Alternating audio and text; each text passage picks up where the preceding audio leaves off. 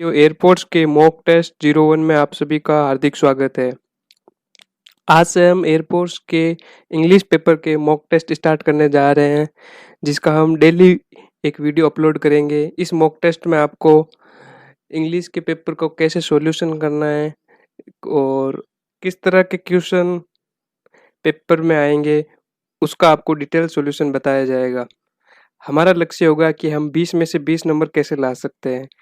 तो शुरू करते हैं ये एयरपोर्ट्स का पहला मॉक टेस्ट। तो क्वेश्चन नंबर 1 आपके सामने दिख रहा होगा। इसके लिए आपको 10 सेकंड का टाइम दिया जाएगा। 10 सेकंड में आप वीडियो को पॉज भी कर सकते हैं और अपना आंसर लिख सकते हैं, या फिर वीडियो के साथ साथ भी अपना आंसर दे सकते हैं। आपके पास इस क्वेश्चन के लिए 4 ऑप्शन दिए हुए हैं। जो आपको आंसर सही लगे वो आप अपनी कॉपी में नोट कर लीजिए। चलिए देखते हैं इस क्वेश्चन का क्या आंसर होगा। पहला क्वेश्चन है, it's cost is space 3000 rupees. तो हमारे पास 4 ऑप्शन है। पहला ऑप्शन है वर्थ। वर्थ का मतलब होता है कीमत। दूसरा है बोट, इसका अर्थ होता है खरीदा। स्टिच्ड यानी सिले हुए, और अवेलेबल का मतलब उपलब्ध।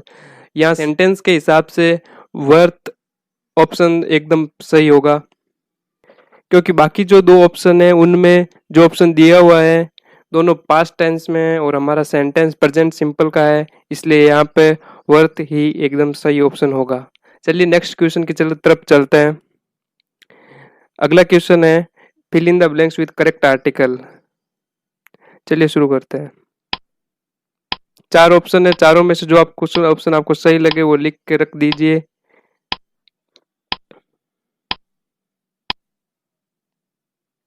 देखते हैं इस क्वेश्चन का क्या आंसर होता है। इस क्वेश्चन का सही आंसर है A. Actually this is an proverb. इसका अर्थ होता है if you sort out a problem immediately it may save extra work later. जिस तरह से अगर हमारे कपड़े में छेद हो जाए और अगर हम उसको टाइम पे नहीं सिले तो वो छेद बड़ा हो सकता है। प्रोवर्ब का अर्थ होगा। और ए किस हिसाब से आया, स्टिच स की ध्वनि दे रहा है और व्यंजन के हिसाब से यहाँ पे ए आएगा। चलिए नेक्स्ट क्वेश्चन की तरफ बढ़ते हैं। अगला क्वेश्चन आपकी स्क्रीन पर ये। Your time start now. चारों में से जो ऑप्शन आपको बेस्ट लगे वो ऑप्शन चूज कीजिए।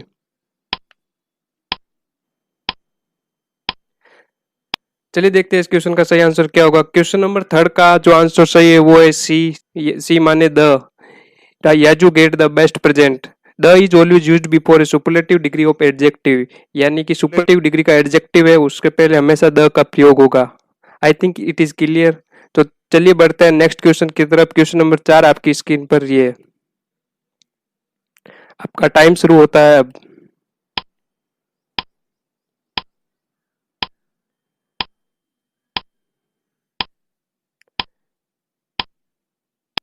आई होप कि आपने अपना आंसर लिख लिया होगा। चलिए देखते हैं इस क्वेश्चन का सही आंसर क्या होगा।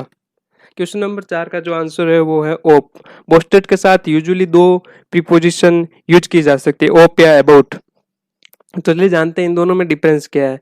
We used boast about what we have possessed और and we use boast of what we have done या अचीव, यानी कि बोस्ट अबाउट का यूज तब किया जाता है जो हमारे पास उपलब्ध है, और बोस्ट ऑफ का मतलब यूज तब किया जाता है जो हमने पा लिया है या जो हमने प्राप्त कर लिया है।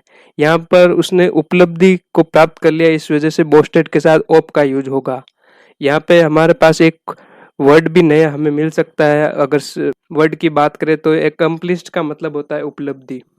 चलिए बढ़ते हैं नेक्स्ट क्वेश्चन की तरफ। क्वेश्चन नंबर 5 आपकी स्क्रीन के पर ये। Time start now. चारों में से जो ऑप्शन आपको बेस्ट लगे वो लिख के रखिए। चलिए देखते हैं क्वेश्चन नंबर 5 का सही आंसर क्या होगा।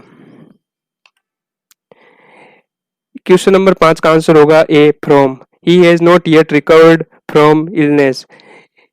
रिकवर्ड और इलनेस के बीच में आप फिक्स प्रीपोजिशन फ्रॉम का यूज कर सकते हैं। चलिए बढ़ते हैं नेक्स्ट क्वेश्चन की तरफ। नेक्स्ट क्वेश्चन हमारे पास है, चूज रॉन्ग स्पेल्ड वर्ड। चलिए क्या होगा इसका आंसर बताइए जल्दी।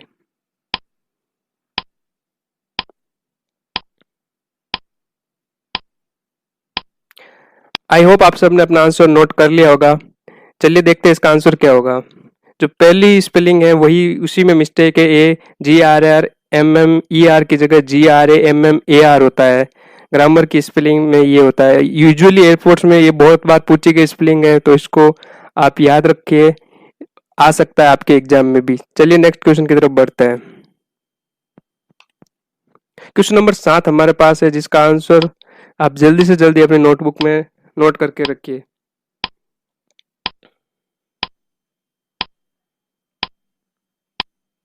क्वेश्चन नंबर 7 का आंसर होगा अनएनिमस। एनोनिमस का मतलब होता है एकमात्र या सर्वसम्मत। यहाँ पे हमें वन वर्ड बताना था। क्वेश्चन था the decision taken by all, वो फैसला जो सबके द्वारा लिया जाता है, तो जिस फैसले में सबकी सहमति है उसे अनएनिमस कहते हैं। ठीक है, चलिए नेक्स्ट क्वेश्चन की तरफ बढ़ते हैं। चारों में से जो ऑप्शन आपको बेस्ट लगे वो लिख के रखिए। एक बार आपको रिपीट कर देता हूँ, ऊपर की लाइन को जरूर पढ़ना है कि क्वेश्चन में क्या पूछा गया है क्या नहीं। चलिए आंसर की तरफ बढ़ते हैं। यहाँ पर हमारे पास 4 वर्ड दिए हुए हैं, चारों में से हमें सिनोनिम्स बताना था। जो एयरपोर्ट्स के एग्जाम में 1 या 2 क्वेश्चन सिनोनिम्स के जरूर आते हैं। तो हमारे पास वर्ड दिया हुआ है कंसील्ड, जिसका अर्थ होता है गुप्त। यहाँ पे 4 ऑप्शन दिए हुए। पहला ऑप्शन है कवर्ड, कवर्ड का मतलब होता है ढका हुआ। दूसरा ऑप्शन है क्लोज्ड, क्लोज्ड का मतलब होता है बंद। तीसरा ऑप्शन है सील्ड, सील्ड का मतलब होता है मोहर बंद। चौथा ऑप्शन है हिडन, हिडन का अर्थ है छुपा हुआ। तो कंसील्ड का सिनोनिम्स होगा हिडन। दोनों में सिमिलरिटी है बहुत, और यही इसका आंसर होगा। आई होप आपने सही किया होगा। चलिए नेक्स्ट क्वेश्चन की तरफ बढ़ते हैं। मैं आपको ये बात बता देना चाहता हूँ कि इस टेस्ट में जितने भी आपको वोकेब आ रहे हैं उन सबको आप नोटबुक में लिख के रखिएगा। लिखने से कोई भी चीज बहुत आसानी से याद हो जाती है। चलिए नेक्स्ट क्वेश्चन की तरफ बढ़ते हैं।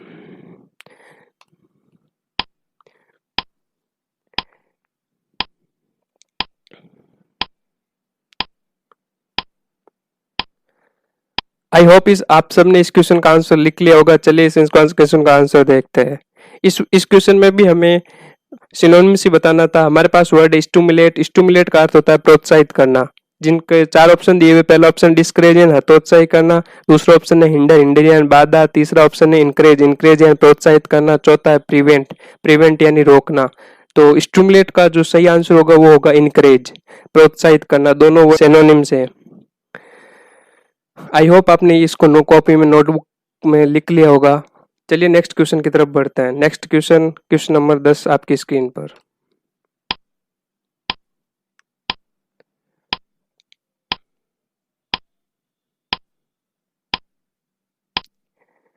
देखते हैं इसका आंसर क्या होता है। वर्ड है हमारे पास ऑटोनॉमी।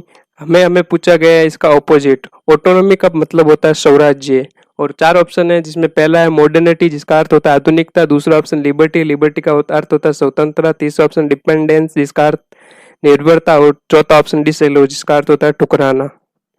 तो हमारे पास क्वेश्चन है ऑटोनॉमी। ऑटोनॉमी का होता है स्वराज्य, तो इसका ऑपोजिट होगा डिपेंडेंस, मतलब निर्भरता, जो दूसरों पर निर्भर हो। और ऑटोनॉमी मतलब खुद पर जो डिपेंड हो, उसके लिए ऑटोनॉमी का यूज होगा। कॉपी में लिखते जाइएगा मेरे सभी प्यारे दोस्तों, ताकि आपको इन फ्यूचर अगर यही क्वेश्चन सेम दिखने को मिल जाए। और एयरपोर्ट्स में होता है कि जो हम मॉक टेस्ट देते हैं उसी में से क्वेश्चन आ जाते हैं।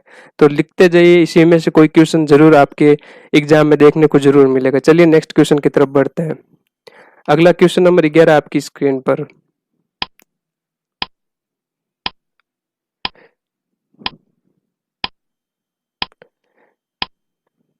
एक बार फिर मैं आप सबको ये बता देना चाहता हूँ कि ऊपर की लाइन में जो लिखा हुआ होता है उसको आप पहले ध्यान से पढ़िए। कई बार ऐसा होता है हम सिनोनिम्स की जगह एंटोनिम्स और एंटोनिम्स की जगह सिनोनिम्स कर देते हैं। ऐसी मिस्टेक नहीं करनी है हमें। एयरपोर्ट्स में हमारे लिए एक एक नंबर बहुत मायने रखता है। चलिए इस क्वेश्चन का आंसर देखते हैं। हमारे पास वर्ड है हम्बल। हम्बल जिसका अर्थ होता है नरम। और 4 ऑप्शन है। पहला ऑप्शन रिच यानी धनी। दूसरा पावरफुल, पावरफुल यानी शक्तिशाली। तीसरा हॉटी यानी घमंडी। चौथा है स्ट्रॉन्ग, स्ट्रॉन्ग यानी शक्तिशाली। तो हम्बल का अर्थ होता है नर्म या दयावान। तो इसका जो आंसर होगा वो होगा सी ऑप्शन, जिसका स्पेलिंग है होटी, होटी यानी घमंडी। आप आई होप आपने ये सब नोट कर लिया होगा। चलिए नेक्स्ट क्वेश्चन की तरफ बढ़ते हैं। पावरफुल और स्ट्रॉन्ग तो आपस में सिनोनिम्स हो गए, चल ठीक है। नेक्स्ट क्वेश्चन, चलिए जल्दी से इसका आंसर अपनी नोटबुक में लिख के रखिए।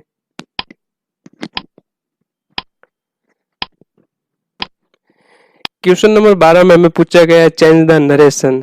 ही said to Ram come with me, जिसका आंसर होगा ऑप्शन ए। सेड टू को हमें आस्क में चेंज करना होगा, और यहाँ पे कम विथ मी दिया हुआ है, कम को गो में चेंज करके मी को ही के हिसाब से हिम हो जाएगा। और इसमें उसने बोला है चार साथ चलने को, तो उसने इसमें प्लीडेड तो होगा ही नहीं, रिक्वेस्ट की ही नहीं, सी ऑप्शन तो हो नहीं सकता, चौथा तो पूरा गलत है। तो इस हिसाब से ऑप्शन नंबर पहला ही हमारा सही होगा। He asked Ram to go with him. Question number 13, चारों में से जो ऑप्शन आपको बेस्ट लिख के वो नोटबुक में लिख के रखिएगा। चलिए इस क्वेश्चन का आंसर देखते हैं। Rohit said I came here yesterday. तो अगर आपने नरेशन पढ़ रखा होगा तो नरेशन में हियर का देयर में चेंज होता है और यस्टरडे द प्रीवियस डे में चेंज होता है। तो हियर का देयर किस किस किस ऑप्शन में दिया हुआ है? यहाँ पे दिया हुआ है, लेकिन यस्टरडे का यहाँ पे यस्टरडे ही रखा है। यहाँ पे हियर का देयर, तो ऑप्शन ए और बी तो पहले गलत हो गया, बचा ऑप्शन हमारे पास सी और डी। तो यहाँ पे हियर का देयर है और यस्टरडे का द प्रीवियस डे है, दोनों दिए हुए हैं। लेकिन यहाँ पे केम दिया हुआ है, केम का चेंज होके वेंट बनेगा, तो यहाँ पे वॉज दिया हुआ है जो ऑप्शन डी में, वो पूरा गलत है। तो इस प्रकार हमारा ऑप्शन सी एकदम परफेक्ट है। चलिए नेक्स्ट क्वेश्चन की तरफ बढ़ते हैं। चारों में से जो ऑप्शन आपको बेस्ट लगे वो नोटबुक में लिख के रखिएगा।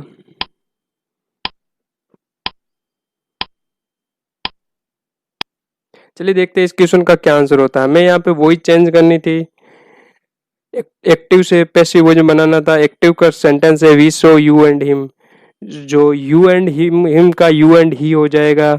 सब्जेक्ट में ऑब्जेक्ट सब्जेक्ट की जगह आ जाएगा। और यहाँ पे पास्ट सिंपल दिया हुआ, पास्ट सिंपल का अगर हम पैसिव बनाते हैं तो उसका पैसिव में वाज या वर के साथ वर्ब की थर्ड फॉर्म आती है। तो यहाँ पे वाज या वर के साथ थर्ड फॉर्म। और यहाँ पे एक चीज नोटिस करना, यहाँ पे 231 वाला फॉर्मूला लागू होता है। यानी अगर आपको यू ही एंड आई दिया हुआ है तो आपको सबसे पहले यू का यूज करना पड़ेगा, फिर ही का, फिर आई का यूज करना पड़ेगा। सो देखते हैं हमारे पास कौन कौन से ऑप्शन। ये फर्स्ट ऑप्शन ही ऐसा अवेलेबल है जिसमें यू के बाद में ही का यूज किया हुआ है, और वर्ड सीन बाई एस होगा। यहाँ पे बाकी ऑप्शन की बात करें तो यहाँ पे ही नहीं दिया हुआ है, बहुत वो तो आने का चांस नहीं, इसमें है ना ही को पहले दे दिया है जो कि गलत है। तो हमारे पास फर्स्ट ऑप्शन ही सही होगा। चलिए नेक्स्ट क्वेश्चन की तरफ बढ़ते हैं। क्वेश्चन नंबर 15 का answer,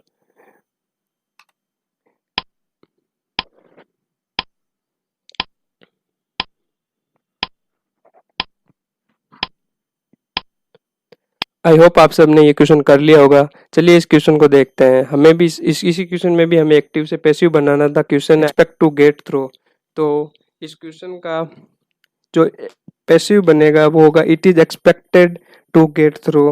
to plus V first दी हुई, तो इसका फिक्स एक सेंटेंस होता है कि इसमें हमें इट इज से शुरू करना पड़ेगा। तो इट इज से शुरू होने वाला सेंटेंस ए या डी है, इसमें से ये डी नहीं हो सकता, आई में गेट थ्रू नहीं होगा, इसमें ऑप्शन नंबर ए ही सही होगा। चलिए नेक्स्ट क्वेश्चन की तरफ बढ़ते हैं। जल्दी से इस क्वेश्चन का जो आंसर है वो अपनी नोटबुक में लिख के रखिए।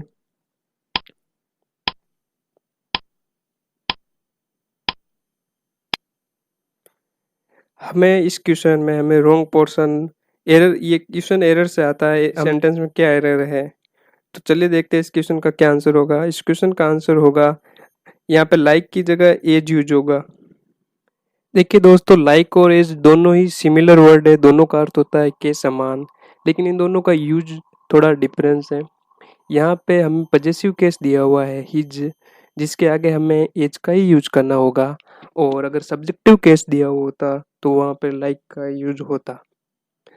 आई होप आपको ये समझ आ गया होगा। चलिए नेक्स्ट क्वेश्चन की तरफ बढ़ते हैं हम। अगला क्वेश्चन 17 आपकी स्क्रीन पर ये रहा।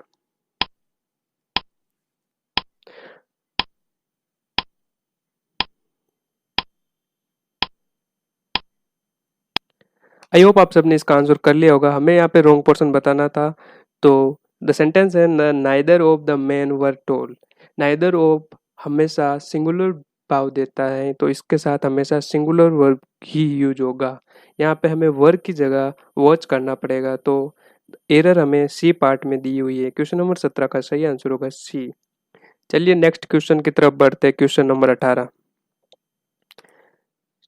जो ऑप्शन आपको सही लगे वो ऑप्शन आप टिक करके रखिएगा नोटबुक में। चलिए देखते हैं क्वेश्चन नंबर 18 का सही आंसर क्या होगा। हमें यहाँ पे रॉन्ग पोर्शन चूज करना था। जो क्वेश्चन नंबर 18 में द सेंटेंस है the public is the good जज। तो इस क्वेश्चन का सही आंसर होगा बी। गुड एक पॉजिटिव डिग्री है, इसके साथ द का यूज करना गलत होगा। यहाँ पे द को हटाना पड़ेगा। तो सेंटेंस बनेगा द पब्लिक इज गुड जज। गुड के साथ कभी भी द का यूज नहीं होगा। आई होप आपको ये बात समझ आई होगी। चलिए बढ़ते हैं नेक्स्ट क्वेश्चन की तरफ।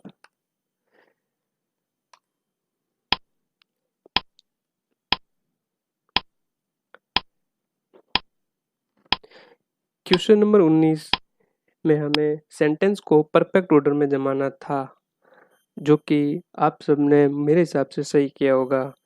यहाँ पे हमें अगर इस सेंटेंस को ध्यान से पढ़े तो जो ऑप्शन है उसमें सबसे पहले इस टाइप के क्वेश्चन को ऑप्शन वाइज सॉल्व किया जाता है। अगर हम ऑप्शन नंबर ए की बात करें तो शो केयरिंग एक हिसाब से ये सीधा सेंटेंस के साथ मैच नहीं हो रहा, तो ए ऑप्शन तो नहीं होगा। दूसरे ऑप्शन की बात करें तो ऑप्शन में दिया हुआ है बी। एस से स्टार्ट हो। एस से अगर बात करें तो द बॉक्सेस, उसके बाद ऑप्शन वर हेवी, उसके बाद Q so caring two of them was a lot of weight to handle. ये ऑप्शन हमें एक हिसाब से सही लग रहा है। अगले ऑप्शन की बात करें तो ऑप्शन है आर। वॉज हेल्पिंग वर्ब से कोई सेंटेंस स्टार्ट नहीं होता है। और उसके बाद ऑप्शन डी ऑप्शन बात करें शो केयरिंग, इसके हिसाब से भी नहीं होगा। तो ऑप्शन नंबर बी हमें सही लग रहा है। इस क्वेश्चन का सही आंसर होगा option number B. The boxes were heavy so carrying two of them was a lot of weight to handle. चलिए नेक्स्ट क्वेश्चन की तरफ। 10 सेकंड का समय है, जल्दी से जल्दी इस क्वेश्चन का आंसर आप अपने नोटबुक में लिख कर रखिएगा। ये हमारी मॉक टेस्ट का लास्ट क्वेश्चन होगा। तो क्वेश्चन नंबर 20 में हमें एक ईडीएम दी हुई है। ईडीएम है apple of one's eye. Apple of one's का आई का मतलब होता है जो सबको प्यारा होता है। तो इस क्वेश्चन का जो सही आंसर होगा ऑप्शन ए में दिया हुआ विथ स्वीटेस्ट टेस्ट नहीं होता है। Wide peoples the person who likes apple. Apple के बारे में नहीं बात की होगी। जो the person who someone loves और चेरिशेस द मोस्ट। तो इस हिसाब से क्वेश्चन नंबर 20 का आंसर होगा ऑप्शन नंबर डी। चलिए दोस्तों, हमारा ये मॉक टेस्ट यहाँ पे ख़त्म हो गया है।